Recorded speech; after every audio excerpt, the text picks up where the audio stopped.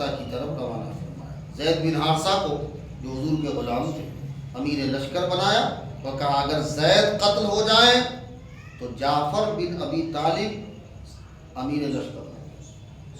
اگر زید کی شہادت ہو جاتی ہے تو لشکر کا امیر کون بنے گا؟ جعفر ابن ابی طالب، یعنی جعفر طیار جو اپنے نام کبھی سنا ہو۔ پھر فرمایا اگر جعفر ابن ابی طالب بھی قتل ہو جائے تو عبداللہ ابن ابی رواحہ امیر لشکر، اور اگر عبداللہ بھی قتل ہو جائیں تو مسلمانوں تم آپس میں مشورہ کر کے جس کو چاہنا اپنے لشکر کا امیر بنائیں۔ تو تین باتیں تو کلیئر تھی، یہ رہیں گے۔ اب اس کے بعد اگر مسئلہ کچھ ہوتا ہے تو تم کو کیا کرنا ہے؟ باہم مشورہ کر کے کسی کو امیر بنانا۔ حضور علیہ السلام نے جہاں بھی کچھ کیا وہاں ان لوگوں میں ایک کو اس پر امیر بنایا۔ کیا بنایا؟ امیر کا مطلب یہ تھا کہ تمہیں اس کے اشارے پہ چلنا، کیا کرنا؟ تمہاری قیادت رہنی چاہیے۔ اور یہی مسلمانوں کا دھوکہ ہے جو آج تک ختم ہے۔ ہمارے یہاں ہر گلی کا بچہ امیر بنا ہوا ہے۔ کیا خیال ہے آپ کا؟ ایک ایک آدمی خود کو سمجھتا ہے کہ بس ہم ہی سب کچھ ہیں۔ مجھے معلوم ہوا ہے، جھوٹ یا سچ مجھے معلوم ہوا ہے، اللہ جانے، کبھی کبھی لوگ غلط بھی بولتے ہیں، کبھی کبھی کچھ بات ہوتی ہے تو تھوڑا نمک مرچ لگ جاتی ہو، ایسا بھی ہو سکتا ہے۔ مجھے معلوم ہوا ہے جب میں نے یہاں دارالقضا قائم کیا، دارالافتاء، تو معلوم ہوا ہے کچھ لوگ اس علاقے کے وہ کہتے ہیں اچھا اب ہم لوگ فیصلہ نہیں یہ کرے گا کیا؟ سوچ دیکھیے، لوگوں کی سوچ دیکھیے کہ کس سوچ کے مالک ہے، اللہ رحم فرمائے۔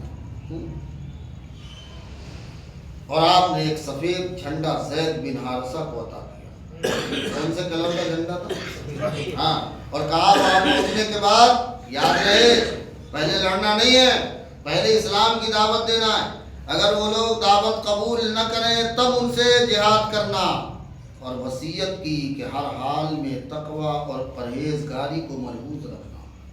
حضور نے یہ وصیت فرمائی کہ تقوی اور پرہیزگاری، تقوی مطلب اللہ سے ڈرنے کے، اللہ سے ہاں کوئی بھی مسئلہ اللہ سے ڈر کے کرنا، ایسا نہ ہو کہ جو من میں آئے کر لینا۔ اپنے ساتھیوں کی خیر خواہی کرنا، اپنے ساتھیوں کی خیر خواہی کرنا۔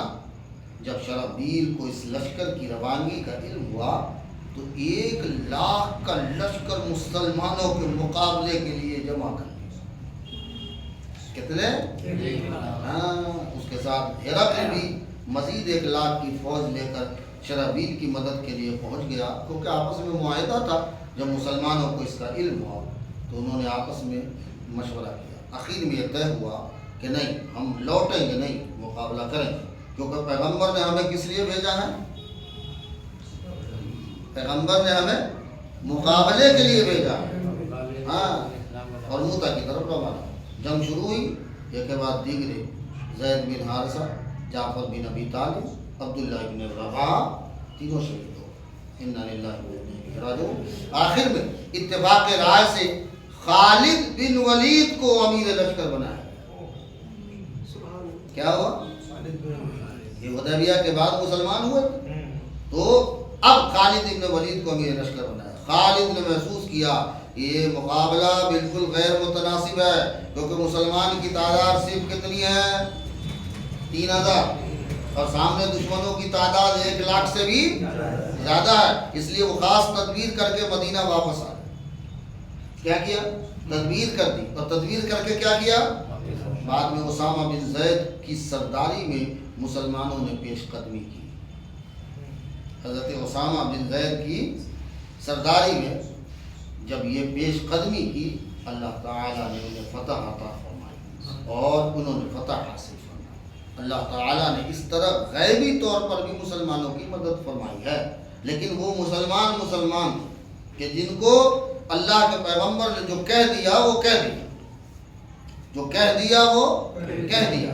اور وہ لوگ وہ مسلمان تھے کہ جو بغیر امارت کے نہیں تھے، جہاں بھی رہے ان کا ایک لیڈر تھا، جہاں بھی رہے ان کا ایک لیڈر تھا، ایک امیر تھا، وہ جو کہہ دے وہ اس کے حکم پر، اس کے اشارے پر اپنی جان ہتھیلی پر لے کر نکل جاتے تھے۔ آج ہمارے یہاں گھر گھر گلی گلی میں سب لیڈر ہی ہیں، یا پھر ہم کسی کو لیڈر ماننے کو تیار نہیں ہے۔ ہمیں سب سے پہلے ضروری ہے کہ ہمیں اپنا قائد بنانا ہوگا، اپنا امیر بنانا ہوگا۔ ہمیں کبھی کبھی شرم محسوس ہوتی ہے کہ جب کوئی یہ بولتا ہے ہم نے کہا کہ اے لوگ، جیسے ایک جملہ بولا جاتا ہے، بھلے آپ کسی کو جلانے کے لیے بول رہے ہیں مگر سیرت کے خلاف ہے۔ اس طرح کے جملے بولنا سیرت کے خلاف۔ ایک جملہ میں نے کہیں سنا تھا، آپ نے بھی سنا ہوگا، اے امیرو، تمہارا کوئی امیر نواز نہیں، ہم فخر کرتے ہیں کہ ہمارا غریب نواز ہے۔ یہ سنا ہوگا آپ نے؟ یہ شریعت اور سیرت کے خلاف۔ امیر کا وہ معنی جو آپ سمجھ رہے ہیں وہ نہیں ہے۔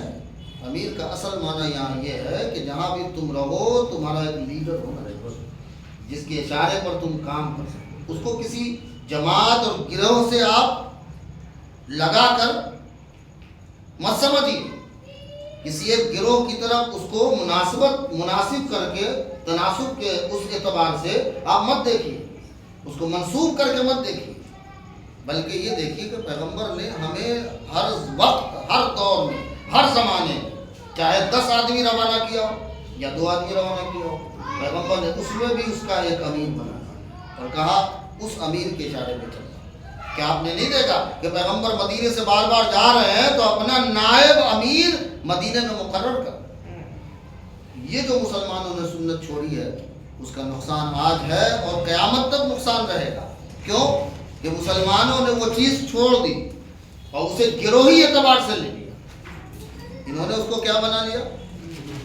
گروہ کا جھگڑا بنا لیا۔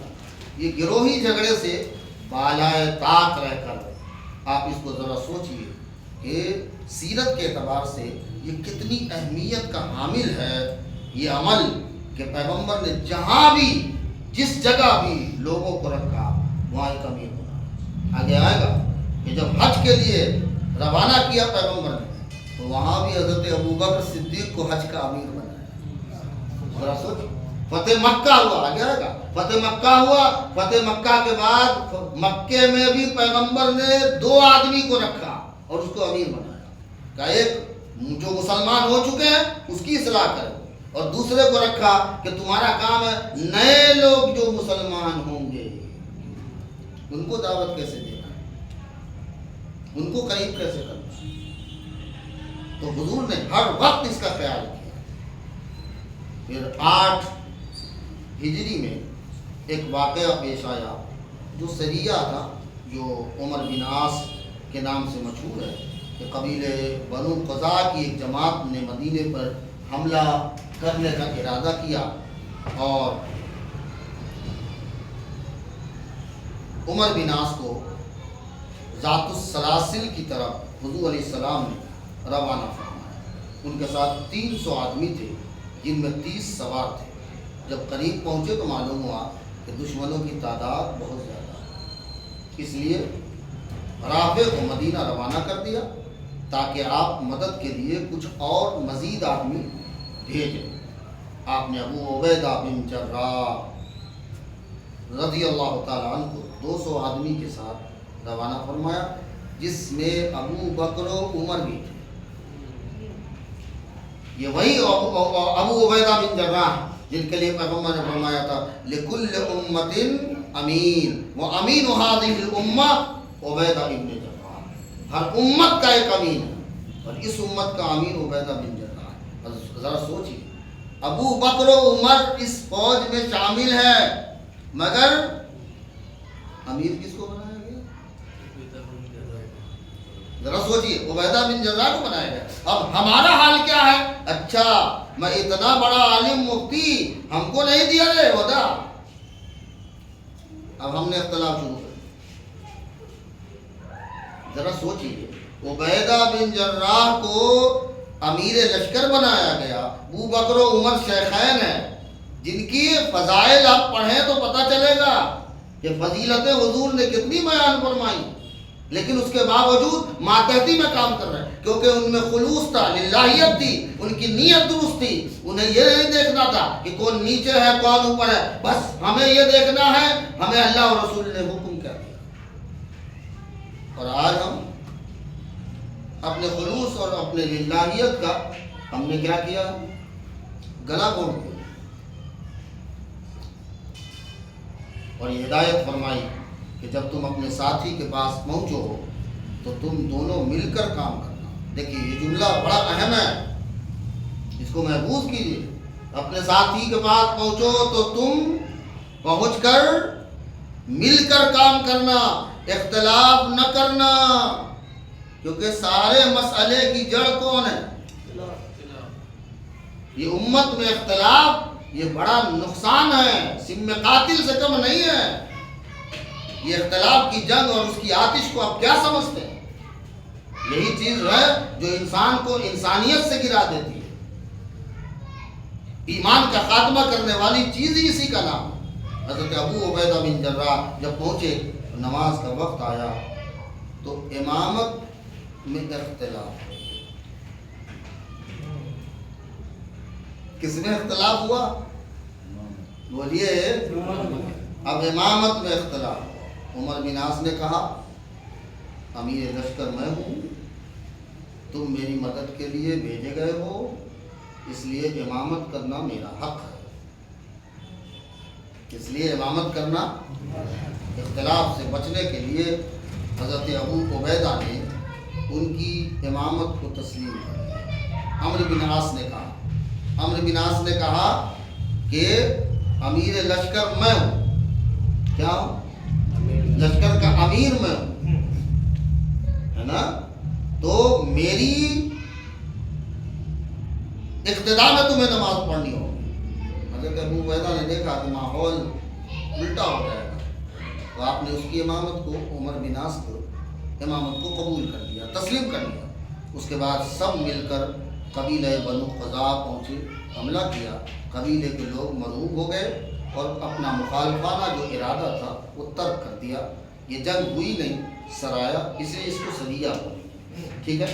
لیکن یہاں ایک بات جو قابل غور ہے، بس یہی آخری بات آج کی ہوگی، وہ یہ ہے کہ یہاں پر حضرت عمر بن عاص کا یہ جملہ کہنا کہ میں کیونکہ امیر لشکر ہوں اس لیے تم سب کو میری اقتداء اور میرے پیچھے نماز پڑھنی ہوگی.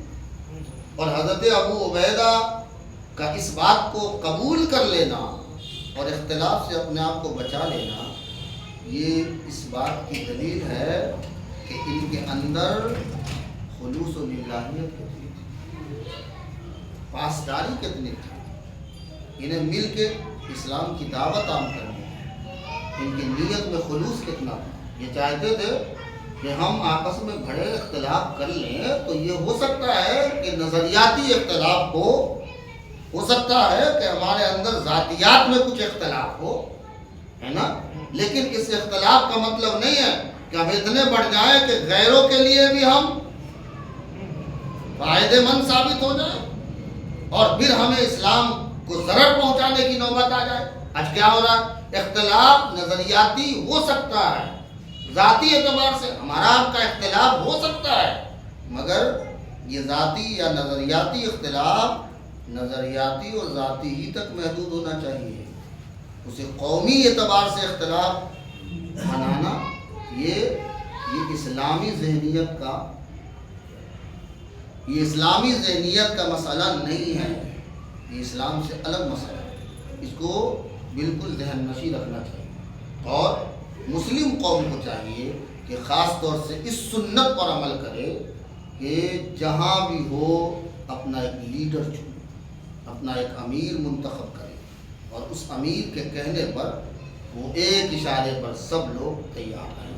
جب تک آپ اپنا امیر اور اپنا لیڈر منتخب نہیں کریں گے، آپ کو اپنی اہمیت کسی کو بتانے میں ناممکن تو نہیں کہہ سکتا، لیکن پریشانی بہت ہے اور اتنی تکلیف ہوگی کہ آپ سمجھا نہیں سکتے.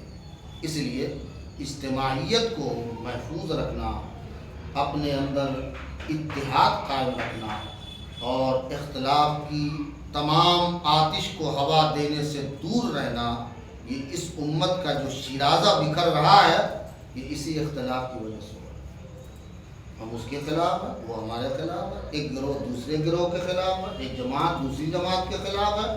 یہ جو جماعتی اختلافات ہیں، جب ایسے مسئلے آ جائیں کہ جہاں ضرورت ہے امت کو اتحاد کی، تو وہاں ہمیں اتحاد پیدا کرنا ہوگا، وہاں متحد ہو کے ایک پلیٹ فارم بنانا ہوگا۔ اور وہ خط جو قیصر روم کو رسول اللہ نے بھیجا تھا، اس میں جو آیت رسول اللہ نے لکھی تھی، یا اہل الکتاب تعالوا الی کلمۃ سواء بیننا وبینکم الا نعبد، یہ پوری آیت ہے۔ اس میں حضور نے جو قرآن کی اس آیت کو پیش کیا، اے اہل کتاب ایسے کلمے کی طرف آؤ جو ہمارے اور تمہارے درمیان برابر ہے، یعنی جس میں ہم اور تم برابر نہیں ہو سکتا ہے اختلاف ہو اور رہنا چاہیے، مگر جس میں ہم اور تم برابر ہو اس میں تو کم سے کم متحد ہو جاؤ۔ تمہارے یہاں بھی ہے کہ اللہ ہی معبود ہے، اللہ کے سوا کوئی معبود نہیں، آؤ متحد ہو جاؤ، ایک پلیٹ فارم بناؤ کہ اللہ کی عبادت ہم بھی کرتے ہیں تم بھی کرتے ہو، اس بات پر متحد ہو جاؤ نا۔ اللہ کے علاوہ کسی کو اس کا شریک بنانا درست نہیں ہے، یہ تم بھی مانتے ہو اور ہم بھی مانتے ہیں، آؤ اس بات پر متحد ہو جاؤ، اس کو پلیٹ فارم بنا لو۔ سمجھ میں آ رہی ہے کہ بات کہ نہیں؟ جہاں بن سکتا ہے اتحاد وہاں تو بناؤ۔ ہم اللہ کے سوا کسی کو اپنا رب نہ بنائیں گے کہ کسی بزرگ کو رب بنا لیا، کسی بڑی ہستی کو ہم نے خدا مان لیا، ہم یہ نہ کریں گے۔ اور یہ تمہارے یہاں بھی ہے اور ہمارے یہاں بھی ہے، چلو یہ پلیٹ فارم بنا لو۔ ایسا پلیٹ فارم ہم بھی بنا سکتے ہیں اگر چاہیں کہ متحد ہونا ہے تو۔ مثال میں دیتا ہوں، اب اس کو ادھر سے لے آئیے ادھر۔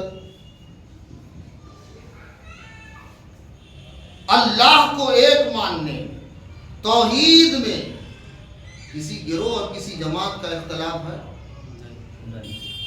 کوئی ہو، کسی گروہ کا اختلاف ہو تو بتائیے۔ اللہ کی توحید میں کوئی اختلاف رکھتا؟ پیغمبر کی رسالت پر کوئی اختلاف ہے کہ حضور کو رسول اللہ مانا جائے؟ اس میں ہے کوئی کہ تبلیغ والا نہیں مانتا، اہل حدیث نہیں مانتا، یا اہل سنت کے لوگ نہیں مانتے؟ سب مانتے ہیں۔ چلیے قرآن اللہ کی کتاب ہے، اس میں کوئی اختلاف ہے کہ اہل حدیث نہیں مانے گا، فلانا نہیں مانے گا، فلانا مانے گا؟ بولیے ذرا۔ اس طرح کچھ چیزیں ایسی ہیں جہاں سب متحد ہو سکتے ہیں، ایک پلیٹ فارم بن سکتا ہے، اختلاف کی آگ ختم ہو سکتی ہے۔ تو جہاں متحد ہو سکتے ہیں وہاں متحد ہونے کی کوشش کریں۔ اور کبھی ایسا ہوتا ہے کہ یہ اتحاد آپ کو بنا کے دکھانا پڑتا ہے، سامنے مد مقابل قوم کو یہ اتحاد بتانا پڑے گا تاکہ یہ پتا چلے کہ نہیں یہ سب متحد ہو گئے۔ تو بہت سارے وساوس سے، بہت ساری پریشانیوں سے، بہت ساری تکالیف سے، موب لنچنگ سے آپ بچیں، ورنہ کوئی تھوڑی دیکھتا ہے یہ مسجد ڈھا دے، گرا دے مسجد، کوئی آگے پوچھتا ہے وہابی کی ہے کہ دیوبندی کی کہ بریلوی کی؟ بولیے، داڑھی ٹوپی والا دیکھا مار، وہ پوچھتا ہے تو بریلوی ہے کہ دیوبندی ہے کہ وہابی ہے؟ بس یہ دیکھتا ہے مسلمان۔ ایک صاحب نے بڑی اچھی بات لکھی کہ بس ہم لوگ ہیں جو ایک دوسرے کو کافر کہتے جا رہے ہیں، یہ کافر، وہ کافر، دیوبندی کافر، وہابی کافر، وہ کہہ رہے ہیں یہ لوگ بدعتی کافر، بریلوی کافر، ہم ایک دوسرے کو کافر کہہ رہے ہیں۔ ایک غیر مسلم ہی ہے جو ہم سب کو صرف مسلمان کہہ رہا ہے، ہم تو سب ایک دوسرے کو کافر ہی کافر کہہ رہے ہیں۔ ہم اپنی بھاشا میں چاہیں تو ہم یہ کہہ سکتے ہیں کہ ہم ابھی کافر کھیل رہے ہیں۔ کیا کر رہے ہیں؟ ہاں ہم کافر ہاں کھیل رہے ہیں صاحب، کیونکہ ہم پر تو کوئی اور کھیل رہا ہے کہ ہم تو یہ کافر کی لڑائی کھیل رہے ہیں، اور دوسرا کھیل رہا ہے کہ بس سب مسلمان ہیں، مارو۔ اس کا آپ خیال سب کو ایک ماننا ہے یا الگ الگ سب اپنے وہ آپ کو ایک سمجھتا ہے اور آپ خود کو ایک سمجھ رہے ہیں اور سب کو انیک سمجھ رہے ہیں. تو یہ ضروری ہے کہ جہاں متحد ہو سکتے ہیں وہاں آپ ایک پلیٹ فارم بنائیے. اللہ سے دعا کی کہ اللہ تعالیٰ سیرت طیبہ کی مطالعے کی ہمیں توفیق دے, مطالعہ کر کے سمجھنے کی اور اپنے زندگی میں سیرت طیبہ کو ڈھالنے کی ہمیں توفیق عطا فرمائے. آمین. بجاہ سید المرسلین وآخر دعوانا ان الحمد للہ رب العالمین. السلام علیکم.